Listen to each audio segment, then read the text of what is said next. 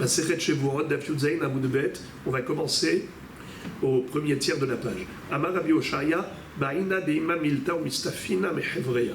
Rabbi Oshaya va dire, j'ai envie de dire quelque chose, mais j'ai peur de la critique de mes haverim. De quoi va-t-il parler? A priori, c'est du hors-sujet, mais en réalité, c'est en rapport avec ce qu'on avait appris dans la Mishnah. On avait appris deux dinim. Premièrement, c'est qu'un homme tamé n'a pas le droit de pénétrer le Beth Amikdash. Deuxième halacha, c'est qu'un homme tahor, qui est rentré au Beth Amikdash lorsqu'il était pur, mais il est devenu impur à l'intérieur, parce qu'il était par exemple au contact d'une source d'impureté, comme un reptile mort ou un homme qui était impur, ou il a eu un épanchement, peu importe, pour raison X, il est devenu tamé. Cette personne a l'obligation de sortir immédiatement du Beth Amikdash. Et si jamais elle est restée au Beth Amikdash, le temps de se prosterner, on avait vu que la Shehiya, c'est Kedei Shtahava'a, dans ce cas-là, il est Hayav Karet Bemezid et Hayav Korban Ole Veyored Beshogeg. Exactement comme s'il avait pénétré le Beth Amikdash en étant impur. Ça, c'était la halacha. Eh bien, la question se pose. Quel est le din si quelqu'un est rentré dans le Beth Amikdash, mais pas par la porte? Il n'est pas rentré au travers de l'entrée du Beth Amikdash en étant tamé. Quelqu'un qui était tamé, il est rentré dans le Beth Amikdash, mais par le toit. Il a fait un trou dans le toit et il est rentré par là-bas. Amar Rabbi Oshaya. Rabbi Oshaya nous dit, Ba'ina de ima milta ou mistafina mehevreya. J'ai envie de dire quelque chose, mais j'ai peur de mes haverim. Qu'est-ce que j'ai envie de dire? Hanichnas le bayit hamenuga derech ahorav va'afilu kulo chutz mechotamo tahor dirtiv vehabba el abayit derech bi'a asra Torah. C'est-à-dire, quel est le din si un homme est rentré dans une maison lépreuse? Vous savez qu'est-ce que c'est qu'une maison lépreuse? On avait étudié dans Parashat Tazria et Metzora qu'il existe trois sortes de tsara'at. La lèpre du corps humain, la lèpre des vêtements et la lèpre de la maison. Une maison qui a une tache de lèpre, alors il y a tout un procédé. Vous vous souvenez, quand vous avez étudié la paracha de Tazria et Metzora, eh bien, le Kohen devait venir, il devait retirer la pierre où il y avait une tache de lèpre, mettre une autre à la place, mettre le ciment, et ensuite il revenait la semaine d'après pour voir si à nouveau la tache s'était renouvelée. Et donc, à un moment donné, si en effet la tache est toujours là et elle s'étend par exemple, et c'est même étendu, dans ce cas-là, il y a une halakha de considérer que la maison est tamée. D'accord? Il faut la... Ça dépend, après plusieurs fois. Mais déjà au début, jusqu'à ce qu'on en arrive à destruction, on essaye, et on change la pierre à chaque fois. Quel est le din de tout ce qui se trouve dans cette maison qui est déclarée lépreuse par le Kohen? Tout ce qui est dedans, c'est tamé. Si un homme rentre dedans, il devient tamé. Comme il est écrit, Vetsiva, Vehaba el abayit, kol yeme hasgiroto, itmar adararev. Tant que la maison, elle est en suspens et elle est scellée par le Kohen, puisque on ne sait pas si la tâche va se renouveler après avoir changé la pierre. D'accord? Alors en attendant, la maison est déclarée tamée. Une fois que c'est déclaré tamé, tout ce qui rentre dedans est tamé. Tout ce qu'il y a dedans est tamé. Alors maintenant, C'est d'ailleurs la raison pour laquelle il fallait évacuer la maison. Il fallait vider tous les kélim pour pas qu'ils deviennent tamés, parce qu'il y a des kélim en argile que tu ne peux pas passer au mikvé. Il va falloir les briser. Ça va être trop tard, il y a déjà la tâche. Non, tant que le Kohen n'a pas déclaré la maison tamée, c'est pas encore tamé. Donc il faut d'abord vider la maison et ensuite le Kohen va venir. Vetsiva Kohen, ou Finu et Abaït, le Kohen va donner l'ordre de vider la maison. Veterem Yavo à Kohen lirot et un nega, avant qu'il vienne voir explorer la tâche. Velo itma kol asher babaït, pour ne pas rendre tamé tout ce qui est à la maison. Mais Harken Yavo à Kohen lirot et Abaït, et ensuite le Kohen viendra pour examiner la tâche. Alors, ce qui a été dans la maison avant, même si le Kohen il décrète que la maison elle est tamée, ce qui a été sorti avant n'est pas tamé. C'est pas rétroactif. Alors maintenant, d'ailleurs, entre parenthèses, de là on apprend que la Torah fait attention à l'argent juif. Oui, L'argent d'Israël, pour ne pas arriver à briser des kélim en argile qui n'ont pas de purification possible par le mikvé. Ah, même les ustensiles de Netan. Tout. Ils ont pourtant été en contact avec la Touma. La maison, non, la maison elle-même, elle est tamée. Elle est lépreuse. Donc tout ce qui est dedans. Le Kohen ne l'a pas dit, le Kohen ne l'a pas encore dit. Parce qu'il n'a pas annoncé. Parce qu'il n'a pas déclaré tamée. Elle était tamée. Non. Bah, si. Non. Vas-y. Non. Elle est lépreuse mais pas tamée. Voilà, les lépreuses mais pas tamée. Alors maintenant, Elle devient tamée quand le. écoutez le chidouche phénoménal de Rabbi Oshaya. C'est qu'il dit, c'est que normalement un homme qui rentre à la maison devient tamé.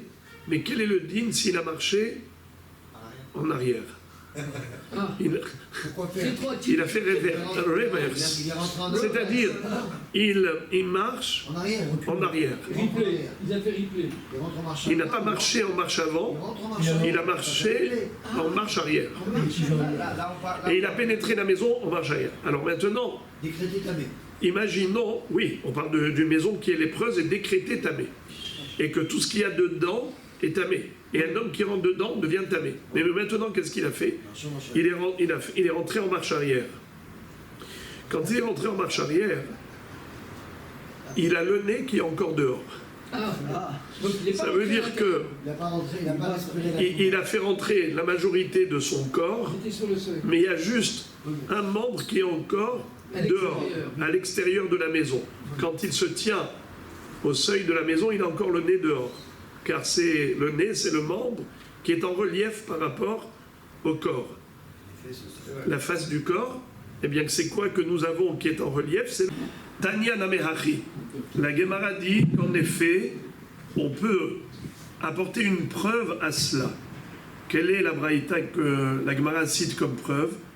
Gagin halalu en ochlim sham koche kadashim ve en shohatim sham afilu kadashim kalim. Le Beth Amikdash, le Saint-Temple, était le lieu de sacrifice, également de consommation de korbanot qu'on appelle Kodesh Kadashim, comme le korban Hatat et Hacham par les Kohanim qui mangeaient dans la Hazara. Eh bien, figurez-vous, une chose incroyable, c'est qu'on considère que le toit du Beth Amikdash n'a pas la même sainteté que l'intérieur du Beth Amikdash. On n'a pas le droit, par exemple, de faire la shrita des korbanot sur le toit du Beth Amikdash. Il faut que ce soit fait dans la Hazara, à l'intérieur. Mais si on était sur le toit, il n'y a pas de doucha, tu es à l'extérieur. Et pourtant, c'est au-dessus. C'est juste au-dessus. La kedusha, elle n'impacte pas le dessus dans le sens où on n'est pas dans le Beth Amikdash. Et également au niveau de la achila. Quand il faut manger, les Kohanim doivent manger korban hatat ou hacham dans la Hazara, ils ne peuvent pas manger sur le toit du Beth Amikdash. Et pourtant, regardez-moi ça, c'est-à-dire, ça va très loin. Non seulement qu'il n'y a pas de Kedusha de là-haut, d'accord, mais imaginons qu'un homme tamé est monté sur le toit du Beth Amikdash, où il n'y a pas de sainteté, donc il a le droit de monter sur le toit. L'interdiction pour un homme impur de pénétrer le Saint-Temple, c'est à l'intérieur du Saint-Temple. Mais sur le toit du Beth Amikdash, où on vient de dire qu'il n'y a pas de Kedusha, La preuve, c'est que tu ne peux pas faire la shrita des corbanotes là-bas. Et tu ne peux pas manger des corbanotes là-bas. Mais quel est le din s'il a fait un trou dans le Beth Amikdash et il est rentré par le toit à l'intérieur du Beth Amikdash en étant impur? Un homme impur qui a percé un trou dans le toit et il a pénétré le Beth Amikdash. Est-ce qu'il est en infraction comme quelqu'un qui est rentré normalement? Une fois qu'il est à l'intérieur, oui. Incroyable. Betame shenichnas derech gagin la hechal patour. Sheneemar ve'el amigdash lotavo derech bi'a asra Torah. La Torah a dit ve'el amigdash lotavo. C'est-à-dire qu'une femme enceinte, une femme accouchée, qui a accouché d'un garçon, elle doit attendre 40 jours avant de pouvoir se purifier pour le Beth Amikdash. On avait dit 7 jours pour son mari, elle va au mikvé, et après 33 jours supplémentaires, 33 plus 7, ça fait 40. Le 41e jour, elle apporte des corbanotes pour aller mikvé corbanotes, pour ensuite aller rentrer au Beth Amikdash ou manger des corbanotes. Elle ne peut pas avant. Ou pour la naissance d'une fille, elle doit attendre 2 semaines pour se purifier pour son mari, et ensuite 66 jours pour arriver à 80. 14 et 66, ça fait 80.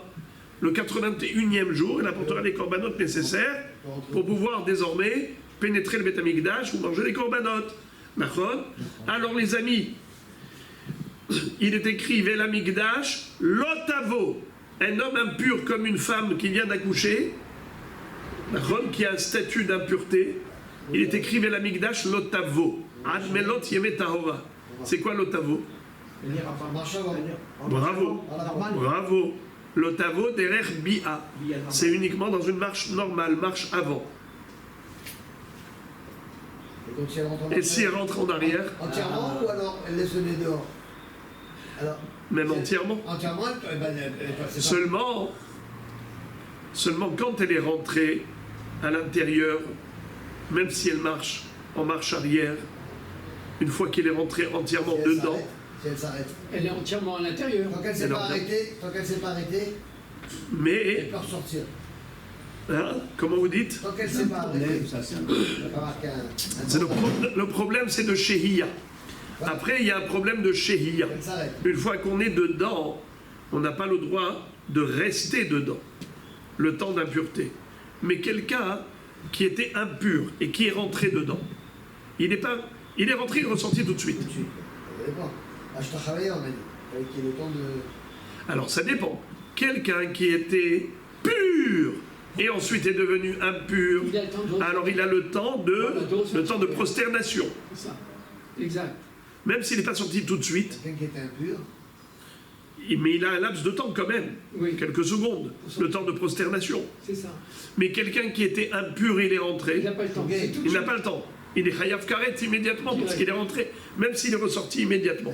Mais s'il est rentré par le toit, ou bien il a marché en arrière, pas derech bia, dans ce cas-là, c'est que s'il est resté le temps de Shehiya, comme quelqu'un qui était pur et qui est devenu impur dedans. Alors là, il faut un laps de temps pour qu'il soit chayav. Même si elles sont en marche avant.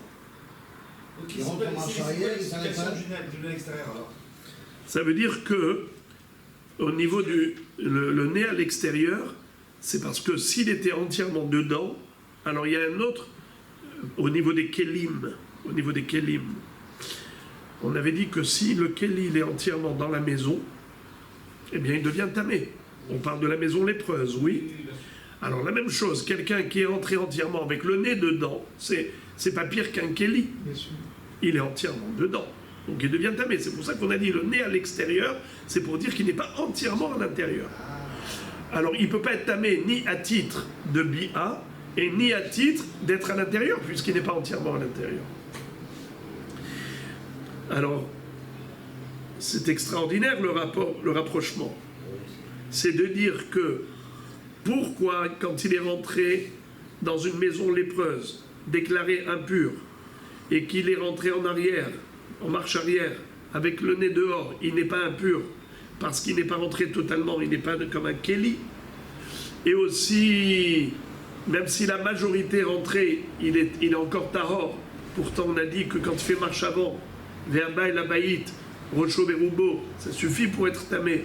Pourquoi est-ce que marche arrière? Non. Parce qu'il est écrit Verba et la baït, derrière Bia. Il faut qu'il rentre normalement. Eh bien, on applique la même chose au Bet Amikdash. Il est écrit que la femme a couché, mais El Amikdash, l'otavo, admelot yeme tahora. Pendant que les 40 jours ou 80 jours, pendant cette période-là, il ne faut pas qu'elle rentre dans le Bet Amikdash. Mais il est écrit l'otavo, derer bia. De là, on apprend pour tous les gens impurs qui n'ont pas le droit d'entrer dans le Bet Amikdash quand ils sont impurs. D'accord? Mais s'il est rentré par le toit, ou bien il a marché en arrière, étant donné que ce n'est pas derer bia, il n'y a pas l'interdiction de El Amikdash l'otavo. Par contre, on n'a pas le droit de rester là-bas le temps de prosternation. Parce que ça, c'est déjà une sont shahiyya. Même quelqu'un qui était pur quand il est rentré, il est devenu impur par la suite, il a l'obligation de sortir. Mais là, il y a déjà un shi'ur. Là aussi, il ne faut pas qu'il reste longtemps. Une fois qu'il est rentré par le toit et qu'il est descendu par terre, il ne faut pas qu'il reste là-bas le temps de Kedesh Tahabaya. Il faut qu'il sorte tout de suite par la Derer Ketzah. Ok.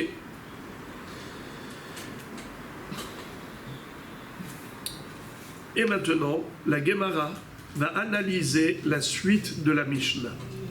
Je suis certain que vous avez oublié ce qu'on avait appris dans la Mishnah. Zoï mitzvat aseh sheba mikdash she'en hayavin aleha. Qu'est-ce que ça veut dire? Vous vous rappelez? On avait dit que la mitzvah qu'a le bonhomme de sortir immédiatement du Beth Amikdash quand il est devenu impur, même s'il est rentré pur, mais il est devenu impur, il doit sortir immédiatement par le chemin le plus court. Sinon, il est en infraction, n'est-ce pas? Alors, Zoï mitzvat aseh sheba mikdash she'en hayavin aleha. Quoi? Par Alem d'avoir chez le Tzibour.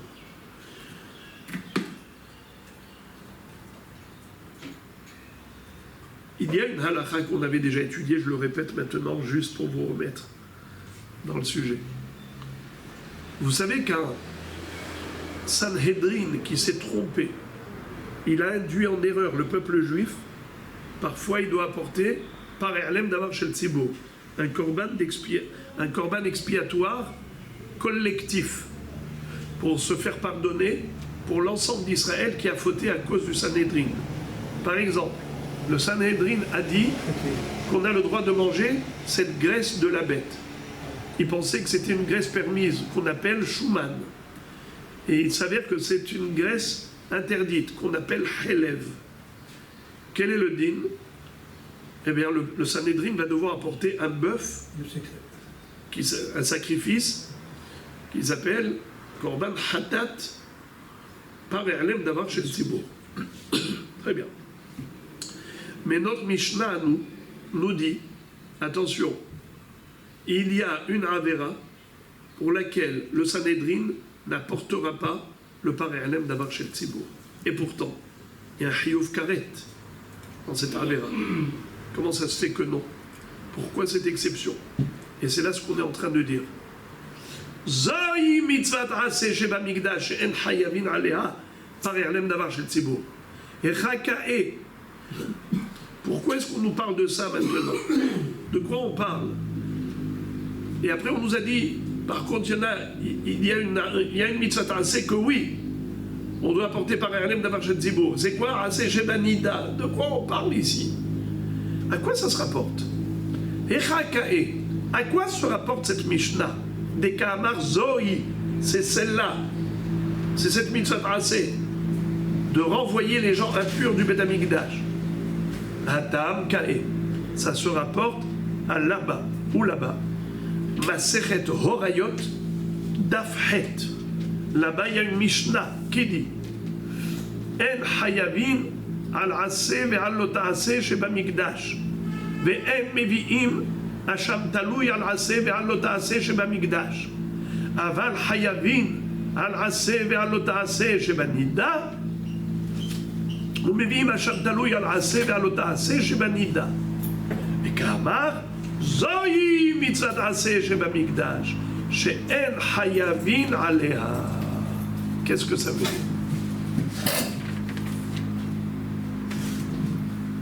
Nous avons, frères et amis, deux catégories de Korban Hatat. Il y a la catégorie de Hatat Kevoa, ça c'est classique. Et il y a la catégorie de Hatat Korban Olev et Yored, ça c'est atypique. Quel est le din général, le classique? On a une règle. Kol Shesdono Karet, Shigegato Hatat.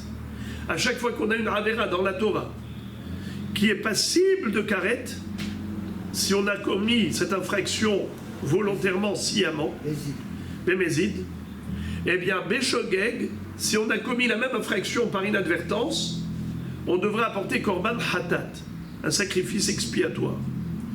En général, c'est quoi un sacrifice expiatoire? C'est quoi, les amis? Qu'est-ce qu'on apporte? En général, brebis ou chèvre, au kisba, au se'ira, femelle, et de menu bétail femelle, ou brebis ou chèvre, menu bétail femelle. Ça, c'est le korban hatat classique.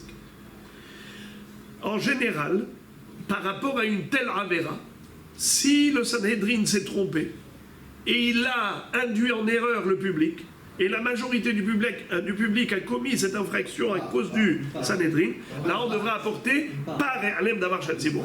Le Sanhédrin va devoir apporter un bœuf comme korban expiatoire. Mal. Par contre, pour le Issour, de Tum'at Mikdash, imaginons que le Beddin ait dit par erreur que quelqu'un qui est rentré au Bet HaMikdash pur est devenu impur dans le Mikdash, eh bien lui il peut rester là-bas. Il n'y a pas d'obligation de sortir. Ou bien il peut emprunter le chemin long, ou bien il peut rester un certain temps. C'est-à-dire que le bonhomme a commis une infraction à cause du Sanhédrin. Et pas le bonhomme, la collectivité d'Israël. La majorité du peuple juif a commis cette infraction. Ils sont rentrés purs, ils sont devenus impurs dedans, ils sont restés. Pourquoi? Parce que le Beddin a dit c'est bon. Eh bien, pour ce genre de choses, est-ce qu'ils doivent apporter par Alem Davar Shel Tzibur? À part si quelqu'un vient leur dire. Attendez. Non. Ils se sont rendus compte qu'ils se sont trompés. Oui. D'accord? Maintenant qu'ils se sont rendus compte, est-ce qu'ils doivent apporter par Alem Davar Shel Tzibur? Que le Sanhédrin. Eh bien, on parle du Sanhédrin. Je vous pose la question. Est-ce que le Sanhédrin doit apporter un par Alem Davar Shel Tzibur? Oui ou non? Moi, je dirais que non. Pas le Ham. Pourquoi non? Parce qu'ils ont dit que, comment dire, ils se sont trompés. Alors justement, il faut apporter. Je viens de dire que lorsque le Sanhédrin s'est trompé, en général, et il a induit en erreur la collectivité, ils ont dit que cette avéra elle est permise, et cette avéra alors elle est passible de karet bémézid, elle est passible de khatat béchogeg. Alors le Beddin, le Sanhédrin doit apporter par Alem Davar Shel Tzibur. Pourquoi dans ce cas non? Ils ont dit qu'un homme tahor qui est rentré dans le Bet HaMikdash, il est devenu tamé dans le Bet HaMikdash, il n'y a pas de problème. Alors, Il peut rester à l'intérieur parce que quand il est rentré, il était pur. Ah oui, parce que c'est la faute du Sanhédrin. Alors maintenant, le Sanhédrin a induit en erreur la majorité du public. Alors est-ce que le Sanhédrin, dans ce cas, doit apporter un korban expiatoire qui s'appelle par Alem Davar Shel Tzibur, le bœuf pour l'ignorance du Sanhédrin? Alors est-ce qu'il faut oui ou non apporter? Vous aurez dit oui ou non? Vous avez compris que je pose une question piège, c'est pour ça que vous avez envie de dire non.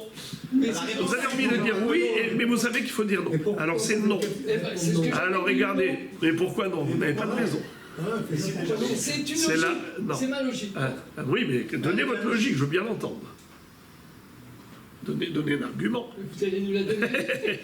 Alors, la règle étant que quand est-ce qu'il existe cette notion de par Alem Davar Shel Tzibur, le bœuf du Sanhédrin, c'est seulement si la Avera en question, c'est une Avera qui est Hayav Karet Bemezid et Hayav Hatat Kevura Beshogeg. Or ici, c'est Karet Bemezid, mais c'est Korban Rolé Veyored Beshogeg.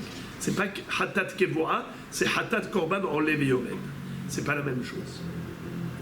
Quand est-ce que le Sanhedrin doit apporter un Korban par Erlem Davar chez le Tzibour seulement s'il a induit en erreur le Tzibour par rapport à une Avera où il y a Karet Bemezid et Hatat Kevura Beshogeg. C'est quoi Hatat Kevura?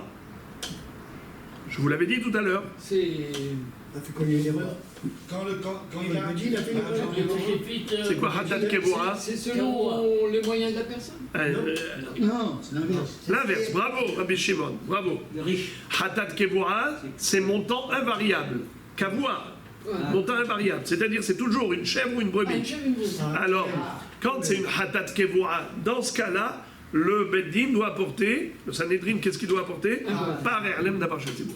Mais si Beshogeg, c'est pas Hatat Kevura, c'est Korban Rolé Veyored, c'est-à-dire montant variable, soit bête, soit volaille, soit Minhat Solet, dans ce cas-là, il n'y a pas de halakha pour le Sanhedrin d'apporter par Erlem Davar Shel Tzibur, même s'ils ont induit les gens en erreur.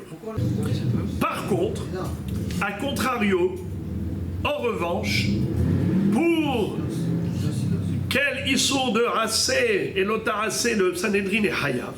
Aval Hayavim, al Rassé et al Otarasé, Sheba Nida. La Mishnah nous dit, tout de même, si le Sanhedrin a induit en erreur le Tzibour par rapport à Issour Nida, par exemple, de quel Issour Nida il s'agit? Que quoi qu'ils ont dit qu'on a le droit d'aller avec une femme Nida, ça c'est sûr que ils ne vont pas se tromper d'un passou clairement.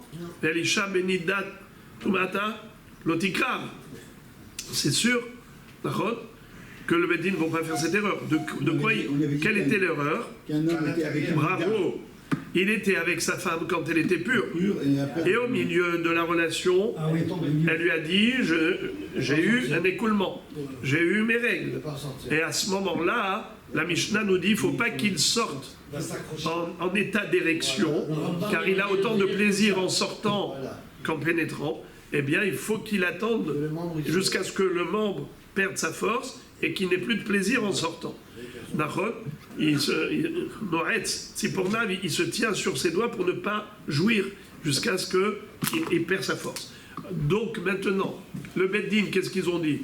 Ils ont dit, mais non, si au moment de la relation, elle n'était pas Nida, et après au milieu de la relation, elle est Nida, eh ben c'est pas grave, tu peux sortir, il faut sortir tout de suite, sortez tout de suite. C'est pas grave, excusez-moi. C'est pas grave de sortir en érection, sortez tout de suite, le plus tôt possible. Mais ça c'est grave. Pourquoi? Car Hanaato lo kebiato. Yetziato, Hanaalo kebiato. C'est-à-dire que quand il sort en érection, il a autant de plaisir que quand il rentre. Donc, c'est un saut. Il faut attendre. Le Beddin a induit en erreur la collectivité. Dans ce cas, il faudra qu'ils apportent Korban par Erlen Davar Shel Tzibur, le bœuf. Pourquoi? Parce que dans ce cas-là, c'est quelle catégorie de Avera? Bemezid, Karet, Beshogeg, bravo, Hatat Kevura. C'est pas Korban Rolé Veyored. Maintenant, les amis, je vous pose la question. Pourquoi est-ce qu'on a été chercher midi à 14h? Pourquoi on a été chercher comme exemple, comme échantillon, l'histoire de la Nida où il était avec elle, elle était Théora et après. Parce que ça ressemble à l'histoire de Biat-Mikdash. Bravo. Le point commun, c'est que dans les deux, dans le Beth Amikdash, il est rentré Tahor, il est devenu Tamé dedans. Et donc il doit sortir. La Nida, elle était Théora au début, et ensuite elle est devenue Nida, elle est devenue Tméa, et donc il doit sortir. Mais la différence entre les deux cas, c'est que là il doit sortir immédiatement, et là il doit attendre. Il doit sortir, mais il doit attendre. En tout cas,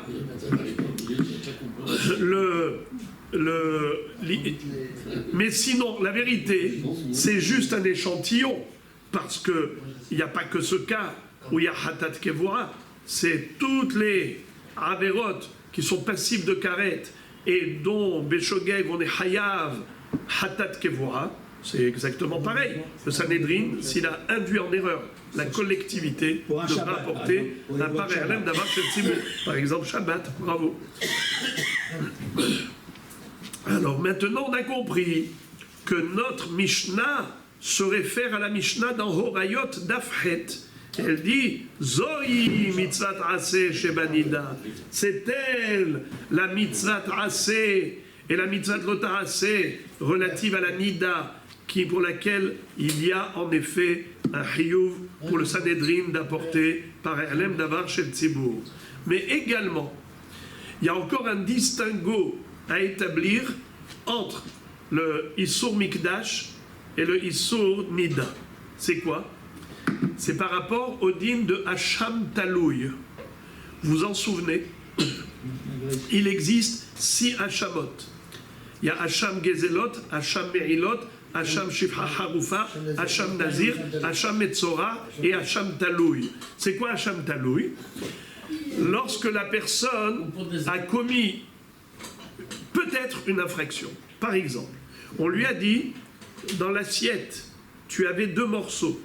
Un morceau de graisse qui s'appelle Helev, qui est passible de karet s'il mange Bémézid, et Hatat Beshogeg, et un morceau de Shuman, qui n'est pas du Helev interdit, qui est Kacher la Mehadrin.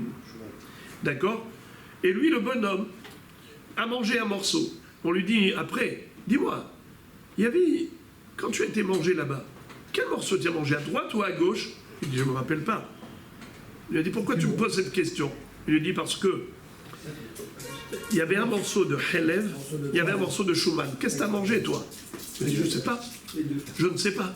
Vous savez qu'est-ce qu'il doit faire, ce monsieur? S'il était sûr d'avoir mangé Helev Beshogeg, quel korban Hatat il doit apporter? Hatat Kevura. C'est-à-dire montant invariable. Soit une chèvre, soit une brebis. Ça s'appelle Hatat Kevura. Maintenant qu'il ne sait pas s'il a mangé du Helev ou du Shuman, qu'est-ce qu'il doit apporter, les amis? Talouy. Bravo! Hacham Talouy. C'est quoi Hacham Talouy? Un bélier qui doit apporter en tant que Hacham Talouy. Pour une Avera où il est Talouy. Peut-être oui, peut-être non. Il a un doute. C'est quoi Talouy? Un doute. Un korban Hacham Talouy, c'est pour une Avera qui est passible de karet si on est sûr qu'il a fait Bémézid, qui est passible de Hatat Kevura s'il a fait Beshogeg, mais s'il n'est même pas sûr d'avoir fait la Avera Beshogeg, il apporte Hacham Talouy. Maintenant, les amis et les frères, écoutez quelque chose. Quelle est l'exception? En général, quand il y a Mézid, Hayav Karet, Beshogeg, Hayav Hatat Kevura, alors dans un cas de Safek, quand il a un doute, il apporte Hacham Talouy. Donnez-moi maintenant l'exception. Dans quel cas, mais Safek, il n'apportera pas Hacham Talouy? Il n'apportera pas Hacham Talouy. C'est quoi l'exception? Parce qu'on est dans le temple. Dans le temple. Il est parce qu'il est quasiment sûr qu'il a mangé. Bravo. Bravo. Il est 30 Tahor. C'est celui qui est rentré dans le temple. Il était pur. Et maintenant, il est devenu impur. Ou bien, il est rentré impur. S'il a fait Bémézid, Hayav Karet. S'il a fait Beshogeg, Hayav Korban, Olev Yored. Si maintenant le bonhomme il a un Safek, est-ce qu'il était pur ou impur? Est-ce qu'il apporte Hacham Talouy? Non, ici non, on ne peut pas. Pourquoi non? Parce que c'est un misatassé. Parce que il a. Non, parce que. Bravo! Parce que c'est Olev Yored. Excellent. Il n'y a pas de Hacham Talouy pour un Korban Olev Yored. Que pour Hatat Kevura. Il apporte l'un ou l'autre, de toute façon. S'il doit apporter le meilleur. Alors, non, vous n'avez pas compris, encore une fois, la catégorie. Reprenons les catalogues. On a Mézid, on a Shogeg, et on a Shogeg Besafek. Safek Shogeg. Quel est le din, en général, pour tout ce qui est Hayav Karet Bémézid, qu'est-ce qu'on est Hayav Beshogeg, Hatat Kevura. Et par conséquent, si on a un Safek sur ce Shogeg, qu'est-ce qu'on doit apporter? Hacham Taloui. Mais la règle maintenant, c'est quoi? C'est qu'il y a une exception. Et l'exception confirme la règle. C'est quoi? C'est que quand Beshogeg, c'est pas Hatat Kevura, mais c'est Korban Rolé Veyored, alors il n'y a pas du tout de Hacham Taloui à apporter en cas de doute. Le cas 1. Quand il a un safek, par exemple, il a un doute, est-ce qu'il était pur ou impur quand il est rentré dans le Beth Amikdash? Il a un doute. Est-ce qu'il apporte un Hacham Taloui? Non. Réponse, non. Et il apporte quand même le corban dans la VO. Pas du tout. Alors, Rien. il apporte. Rien du tout. On va s'arrêter là.